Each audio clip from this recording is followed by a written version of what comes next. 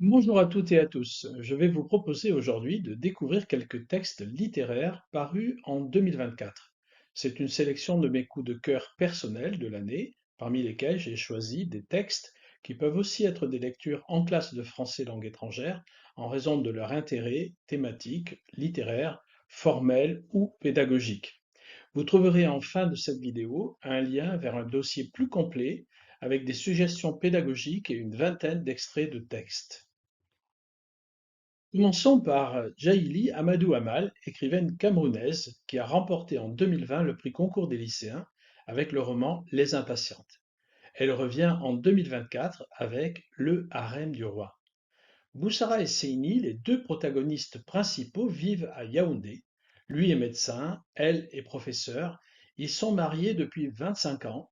Ils ont des enfants et ils sont plutôt heureux. Tout bascule quand Séni est rattrapé par son passé de fils de roi. Il est à son tour élu comme roi de sa tribu dans le nord du Cameroun et devient ainsi garant des traditions. À travers les personnages et leurs histoires personnelles d'humains, l'autrice met en scène des thématiques qui sont une source d'émotion et invite à la réflexion. Le poids des traditions ancestrales face à la modernité, la situation des femmes, la place de la religion, etc. Lil Faye est à la fois rappeur, chanteur, auto-compositeur-interprète et écrivain franco-rwandais. Il est aussi une des figures incontournables de la culture en France aujourd'hui, à la fois comme écrivain et comme artiste. Il a reçu le prix Goncourt des lycéens en 2016 pour son roman Petit pays. Dans son nouveau roman, Jacaranda, il raconte la reconstruction du Rwanda après le génocide à travers l'histoire de Milan, jeune franco-rwandais, et celle de la famille de sa mère. Au-delà de cette volonté de raconter l'histoire d'un pays, il y a au cœur du roman ce désir d'un enfant puis d'un adulte de retrouver un pays d'origine à la fois réel et fantasmé. J'ai beaucoup aimé ce roman de Delphine Minoui, l'histoire d'une jeune Iranienne, elle aussi confrontée aux traditions et à la soif de liberté. Je laisse l'autrice vous présenter elle-même son personnage avec l'extrait d'une interview qu'elle a faite à la librairie Mola à Bordeaux. Badjens, c'est le surnom de ma narratrice, une jeune iranienne de 16 ans. Badjens, en fait, en persan de tous les jours, la langue de l'Iran, ça veut dire mauvais genre, mauvaise graine. Et grosso modo, on peut interpréter ça comme étant la vision qu'ont les mollahs au pouvoir de la femme, c'est-à-dire le sexe raté, le sexe faible. Et Badjen, c'est aussi un terme qu'utilisent les filles entre elles.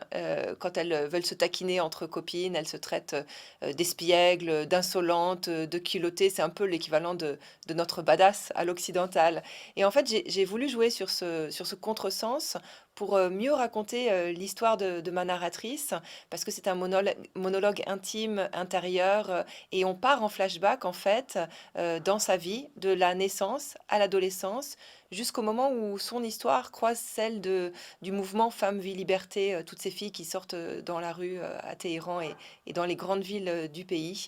Et c'est le moment où justement ma narratrice a ce courage de passer à l'acte, où elle monte sur une benne à ordures, elle retire son voile pour la première fois, elle l'arrache, elle le brûle en public, et à ce moment-là, un moment charnière où elle n'a jamais été aussi proche de la mort, elle ne se sent jamais autant en vie, puisqu'elle se réapproprie son corps, sa tête, ses cheveux et sa condition de jeune fille et de femme à part entière.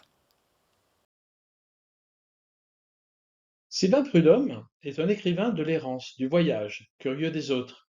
Dans le cadre d'un reportage pour la revue America, il avait parcouru 2500 kilomètres en autostop en 2 semaines à la frontière mexicaine des États-Unis, de Tijuana à Matamoros. Dans Coyote, son nouveau roman, il raconte les rencontres et les conversations qu'il a échangées avec les automobilistes qui l'ont pris en stop et ses propres sentiments et réactions pendant ce voyage. Les textes sont à la fois courts et très poétiques. Yasmina Reza, quant à elle, est mondialement connue comme dramaturge et romancière. Dans Récits de certains faits, elle présente d'une part des récits très courts de séances de tribunaux, où en quelques phrases elle dresse le portrait humain, très humain, d'une victime, d'un accusé ou d'un témoin, et d'autre part des souvenirs personnels ou des moments de vie à Venise. Enfin, je voudrais vous inviter à lire Les yeux de Mona de Thomas Schlesser. Mona est une petite fille de 10 ans. Elle risque d'être atteinte de cécité. Son grand-père décide alors de lui faire visiter une œuvre d'art par semaine. Pas un musée, mais une œuvre d'art par semaine. Ainsi, si elle devient aveugle, elle conservera la mémoire des belles choses qu'elle a vues. Au fil des semaines, le roman présente 52 œuvres artistiques, un vrai chef-d'œuvre de la transmission. J'ai préparé pour vous un livret avec d'autres suggestions de lecture, un dossier pédagogique et une vingtaine d'extraits de texte. Vous pouvez télécharger ce livret en utilisant le QR code ici, à ma droite, ou le lien indiqué ci-dessous. Voilà, bonne lecture. C'est tout pour aujourd'hui. Je vous remercie pour votre attention. À bientôt.